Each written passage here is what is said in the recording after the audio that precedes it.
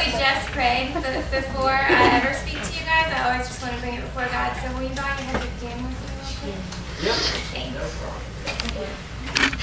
God, standing up here, Lord, looking at these faces, I just want them to know you. Lord, I want in some way over the next 15 minutes for our hearts to be drawn closer to you, for us to be inspired to love you more and to follow you better. God, speak to us right now. Let my words just be out the window and do whatever you want with this time. Amen. So who remembers what Kyle talked about last week? No jam leaders. Who remembers what our theme was? Oh, favorite color. Bad boy, Glenn. Taking the narrow road. Good. There was like a little phrase that we put with that. Could be on the screen. Do difficult things. You let them cheat. Do difficult things. Good job. Did you read it? Yeah. Alright, so we're gonna kind of continue with that. Christina noted the verse that we talked about. Kyle talked about two different verses, but I'm gonna focus in on one of them tonight. And that was Matthew 7, verses 13 and 14. Can you throw that up there? It says, "Enter through the narrow gate, for wide is the gate and easy is the road that leads to destruction, and many enter through it. But narrow is the gate, and difficult is the road that leads to life, and only a few find it." What this is saying is that there is a way of life that's easy, that kind of everybody does, and you'll just kind of flow right on through, and that's what most people end up doing. They walk the wide road through the wide gate, but it leads to destruction, and you might not even know it.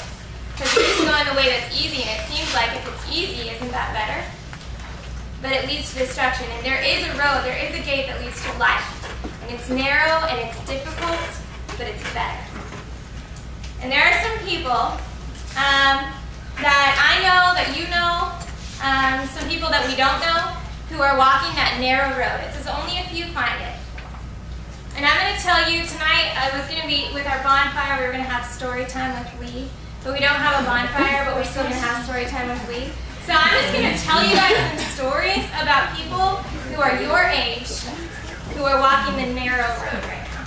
Okay? So stick with me. There's kind of a lot of them, but they cover a whole wide range of things. So the first one I'm going to tell you is about one of my friends in high school. There was this kid in high school. His name was Morgan.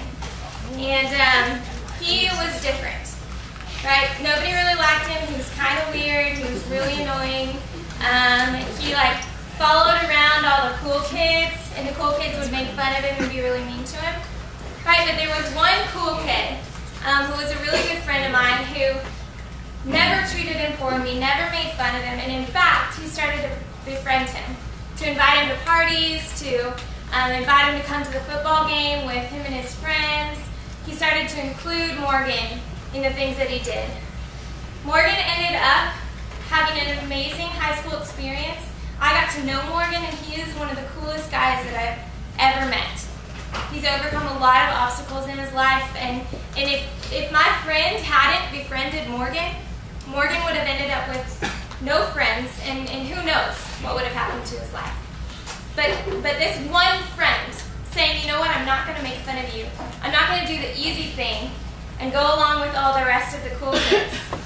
I'm going to do something hard and befriend this annoying kid. And it changed his life. The next story I'm going to tell you is about some of your very own jam leaders. I have a couple stories about your jam leaders because they're pretty awesome, right? And most of them are walking the narrow road.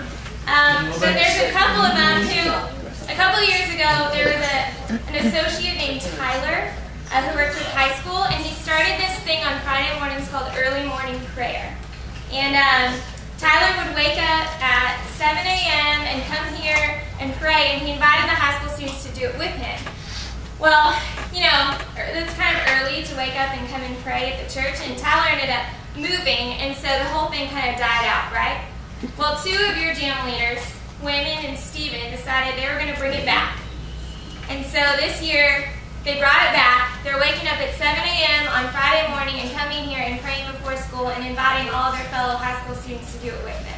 They could have done the easy thing and given up because Tyler was gone. Nobody expected them to continue it. But they didn't. They chose the narrow road. They chose the harder way.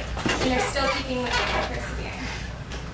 You also have some jam leaders, quite a few of them, who will wake up at, get this, 4 a.m. to go and feed breakfast to homeless people. They drive downtown at 4 a.m. to go feed breakfast to homeless people. The easy thing is to sleep in, and nobody's going to judge you if you want to sleep past 4 a.m., right? You have school that day, for goodness sakes. On a school day, they wake up at 4 a.m. and then they go to school, right? But they wake up, they do the hard thing, and they go and they want to serve and they want to give, okay? There's a girl in the youth group, she moved away about a year ago, but she had a birthday party, and for her birthday party, we all love to get presents on our birthdays, right? It's like the thing we love most about birthdays, you get presents, yeah. Everyone gives you a lot of attention. Well, it's easy to get presents, right? What's hard is to not get presents and instead give presents to other people. And that's what Casey did. Sorry. That's what she did for her birthday party. She had all her friends come and bring fleece and make blankets for her birthday party to give away instead of getting presents for herself. There's another girl in the youth group, whose name I'm not going to say this time, who, I'm sweating now, I got embarrassed. There's another girl in the youth group who was really struggling last summer because she was really trying to follow God. She was excited about her relationship with God, and she was talking about God at the lunch table, and she was trying to do the right thing, and she was trying to talk about Scripture, and her friends started to treat her differently, to leave her out, to be kind of mean to her, maybe even to talk behind her back. And she could have done the easy thing and kind of toned down the whole God talk and living for Jesus thing in order to keep her friends. But I had a conversation with her, and she told me, you know, I think if I choose to do that, I'm choosing the wide road. If I choose to tone it down. And instead, I want to stand firm and live for Jesus and talk about Him and do what's right and do what I know to be right, even if that means losing friends. Because if I lose them, then they weren't really the kind of friends I want anyway. She chose the narrow road in doing that. There's a boy, a couple boys here. You guys are all going to know who it is, so I'm going to tell you. I asked him ahead of time. But Caleb Festy and Matthew Gintz on the football team at Westridge, right? It would be pretty easy to play a football game without praying beforehand, without talking about God, without including God in it. But instead, and Kayla, instead, they themselves, without the coach's leadership or anything, they themselves would pray before every football game together with their teammates. Right? There are a lot of people on the football team, and I know you all were a part of it. I'm so proud of you guys. I'm going to keep going. Alright, so those are all stories mostly about people that you know who have done these they might seem small. Even to those people, they might seem like it was small, it wasn't that big of a deal, but it's hard to do those things, to choose the narrow road instead of the easy road. But I'm going to tell you some stories of people that, they chose the narrow road when it was really hard to do. I have a girl, I used to work at a different church in Kansas. I worked at a church in Kansas and I worked at a church in Minnesota. And at my church in Minnesota, I had an 8th grade girl who was addicted to pornography. And as your reaction shows, how difficult it would be for an 8th grade girl to tell someone she was struggling with that, and to not only tell someone, but to want to conquer it, to want to deal with it, to want to get rid of it. So she talked to me, and she talked to her parents, and she talked to her friends, and she got accountability, and she got prayer. And you know what? She not only overcame her addiction to pornography, she started as a sophomore in high school to speak to groups about it. She had the guts to get up and talk to students your guys' age about her struggle in order to help them overcome it if they were struggling with it. That is the narrow road. and she was your age. There's quite a few other stories. I wanted to tell you about like 30 stories, but I don't have time for that, and you all would not be listening by the end of it. But some of you remember, I think it was like 2 years ago, I told you guys a story about a girl named Katie. And for those of you who haven't heard it, this story is my favorite of any of them. And this girl chose the narrow road, especially in walking with Jesus. She was in middle school in 7th grade, and her family were not Christians, but she went on this church retreat, and on the church retreat, she gave her life to Jesus, and there was a challenge to the students to bring their Bibles to school and to read their Bibles at school. Well, the only Bible that Katie had at her house was one of those huge old like family Catholic Bibles that are like this big. But since it was the only one she had, she started taking it to school every day. So she would carry it to school. She was the only Christian in her school, the only one. And she would bring her Bible to school. She would get made fun of. She would, it was just terrible the way that people treated her, right? So one day she's in the cafeteria, and she would pray before her meal every week. And one day this boy comes up behind Katie as she's praying. She doesn't know he's there. And he gets kind of the whole cafeteria to be quiet. You know, he lets her know he's going to do something. Wow. And he reaches over and he takes her burger and he smashes it on her head and he smears it in her hair, and the whole cafeteria starts laughing. And she stands up on her chair and she starts crying. And she apologized to her school. She said, I am so sorry, I don't know what to do. I've been praying and trying to figure out how to show you guys that I love Jesus, and I want you to know him too, and I want you to love him too, but I obviously haven't done a good job, and I don't know what else to do, and I'm sorry. And she left.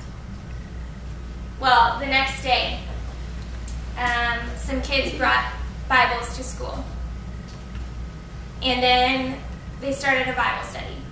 And now that school is one of the only schools in the nation that they have Bible study allowed during a class period at their school, because Katie stood up for what she believed in and chose the narrow road. There are a few other stories of these people I don't know, but I found them on the internet and they're pretty darn cool. This girl, her name was Blakely, and when she was 7, she got diagnosed with cancer. But when she was in 8th grade, she had a friend who got diagnosed with cancer. She survived her cancer. She had a friend that was diagnosed, and she decided she wanted to do something for him because she knew how hard it was. And so she decided to start baking cupcakes and selling them for $1 and raising money. Well, in 6 weeks, she had raised over $5,000. 5,000 cupcakes, that's a lot of cupcakes. But she had made $5,000 for this family. And so she threw a party for her friend and presented the family with this check. And then she realized it could be so much bigger than that. And so she actually founded a company called Cupcakes for Cancer. And she's raised $80,000 for pediatric cancer research, and also has given 7 kids. You know how they do the Make-A-Wish Foundation and kids get to make a wish, like their dying wish? She's funded 7 kids to actually have their wishes come true. Wow. Right? Just because she started making cupcakes and selling them for $1. And she was your age, 8th grade. The next girl, her name is Christina. And when she was 12, she was a Girl Scout, and her Girl Scout troop had been volunteering at this house for women who were recovering from addiction. And she wanted to do something more long-term than just volunteer at this place. And so she decided they were going to build a storage shed, right? Because they asked them what they needed. They said, we need a storage shed. So her and her friends, her Girl Scout troop, got together. They were going to build this storage shed. And then they kind of realized they need a lot more than a storage shed. They need something that's going to bring in money consistently, because they need that. And they need something that's going to help these women learn job skills, so that once they come out of their addiction, they have something to do. And so she came up with this whole plan. She met with contractors, she met with architects, she came up with this plan to build a boutique for these women.